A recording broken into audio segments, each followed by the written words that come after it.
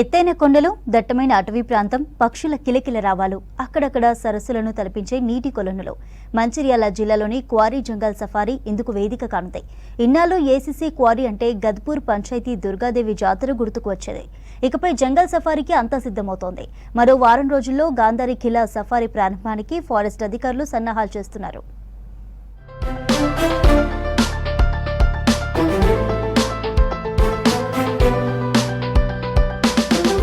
ఎత్తైన గుట్టలు, దట్టమైన అటవీ ప్రాంతంతో ఆకట్టుకునే హజీపూర్ మండలం గద్పూర్ ఏసీసీ క్వారీలో సఫారీ పనులు చురుగ్గా సాగుతున్నాయి.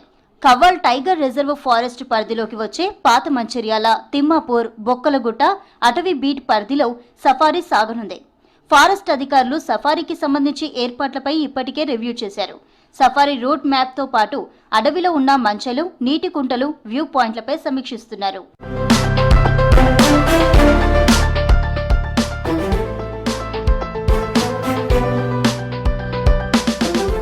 జంగల్ సఫారీలో భాగంగా పర్యాటకుల కోసం అడవి అందాలు, వన్యప్రాణులను వీక్షించేందుకు 6 మంచెలు ఏర్పాటు చేశారు.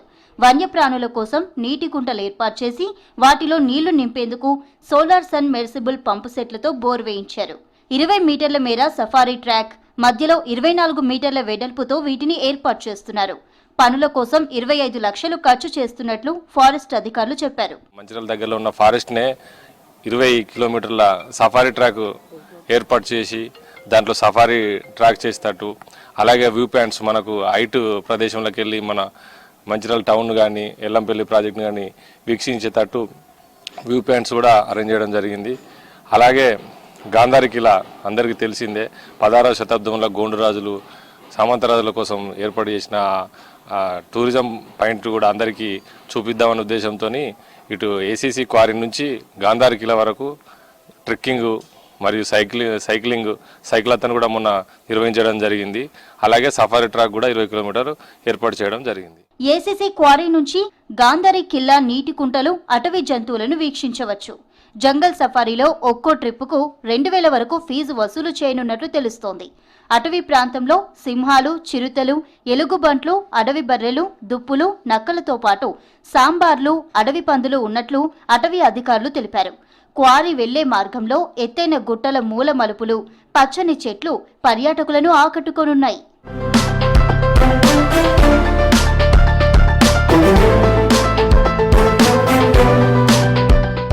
ఇప్పటికే మంచిర్యాల ఏసీసీ పరిశ్రమ గుట్టలపై పార్కుల నిర్మాణం చేపట్టడంతో పిక్నిక్ స్పాట్గా మారింది. హాలిడే వచ్చిందంటే చాలు వివిధ ప్రాంతాల నుంచి పెద్ద సంఖ్యలో జనం వస్తుంటారు. ఇప్పటికే జిల్లాలోని జన్నారం కవ్వాల్ అభయారణ్యంలో జంగల్ సఫారీకి పర్యాటకుల తాకిడి పెరిగింది.